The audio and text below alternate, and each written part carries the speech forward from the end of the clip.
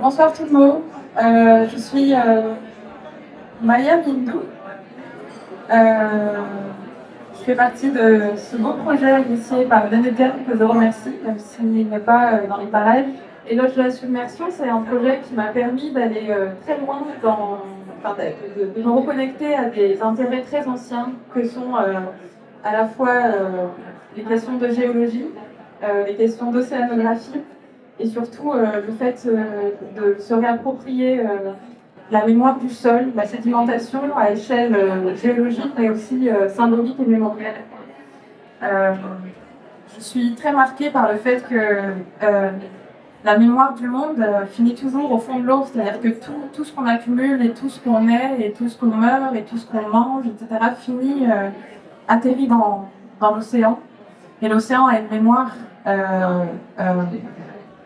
qui justement accumule par couche et par couche toute l'histoire du monde, même la plus tragique.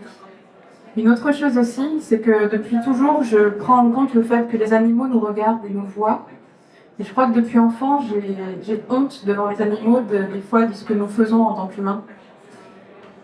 Dans les premiers cosmogrammes, ça s'appelait « Les bêtes nous regardent et nous n'avons pas honte ». Donc les animaux sont toujours présents. Et comme on est dans l'eau, j'ai voulu représenter, si vous avez un peu de recul ici, en fait c'est un espèce d'énorme poisson, c'est un poisson préhistorique. Et vous êtes dans son ventre ici. Tout au fond de la compagnie, on arrive dans le ventre d'un poisson qui est un poisson des abysses, qui ne voit rien, mais qui est dans cet espace où toute la mémoire est au fond de nous. Dès qu'on parle de la question de la mémoire du sol, on arrive aussi sur les questions plus tristes d'extraction, d'extractivisme, qui est un rapport au monde. C'est un rapport occidental au monde qui est de prendre, de préserver, de creuser,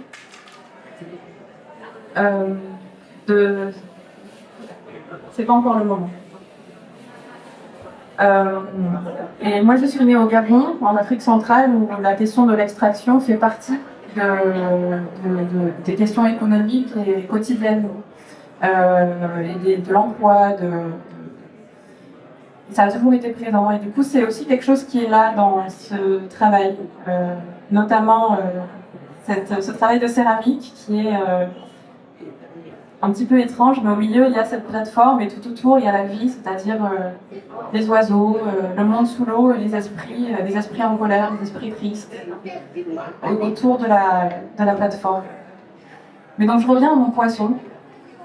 Je voulais proposer que quand on circule, on arrive ici, il y a cette porte qui, en fait, correspond à son estomac. Donc là, on est vraiment au cœur de ce poisson fondamental. Et je voulais proposer une petite expérience toute simple, parce que en ce moment, dès qu'on sort dehors, c'est un peu la guerre partout. Et ce lieu, la compagnie, c'est un lieu qui permet justement de se retrouver, de se relier. C'est un lieu de ce quartier de Belzins qui est important. Et je voulais qu'on ait un endroit où on puisse se recentrer. Et se recentrer, ça commence déjà tout simplement par se regarder.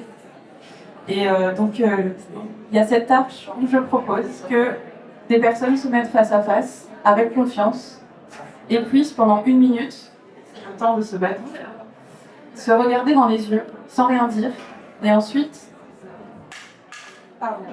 mettre leur expérience dans ce carnet que je vais accrocher.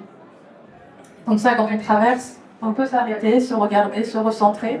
Ensuite, on sort de ce poisson, et on arrive dans cet espace-là, où vous avez cette barque avec les esprits, ce qu'on appelle les esprits tristes, mais en tout cas ils sont à la surface et ils nous regardent.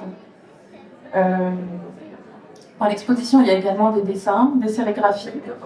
Je remercie d'ailleurs les personnes chez qui j'ai sérigraphié une partie de ce travail, donc Charlotte Blanche, qui est juste ici, qui m'a ouvert son atelier, avec qui j'ai réalisé cette carte. Une autre carte parmi toutes les cartes de l'exposition, mais une carte encore du décentrement. Et cette autre sérigraphie réalisée dans l'atelier de Bongo Wax, qui elle est un dessin issu du livre de Alexis Pauline Gums, qui s'appelle Non noyé, qui est paru cette semaine et qui est sur table, et que je vous invite à lire, c'est un livre merveilleux. Et elle avait un chapitre qui s'appelle Mettre fin au capitalisme. Et du coup, j'ai voulu représenter ces personnages mi-femmes, mi-orques qui attaquent la plateforme pétrolière. Voilà. Et qu'est-ce que je pourrais vous dire? Oui, il y a un travail de photo aussi dans cet espace qui est un travail d'un camarade qui s'appelle Loez et qui, lui, c'est vraiment une incursion, une présence du réel qui est un peu forte, mais sur les questions d'extractivisme, je trouvais intéressant de mettre en avant ce travail qu'il a fait dans des raffineries artisanales aux frontières du Kurdistan turc, Syrie, et au moment de la guerre en Syrie. Et ces images m'ont énormément marquée parce que tous les éléments sont là, le feu, l'eau, les minerais, enfin, et donc ça c'est un travail de Loz qui n'est pas là mais que je remercie aussi de m'avoir confié ces photos et ce travail. Pour finir, je voulais proposer à quelqu'un d'expérimenter avec moi pour que je vous montre en fait tout simplement ce qu'on peut faire ici. Et voilà, je vous remercie pour votre écoute.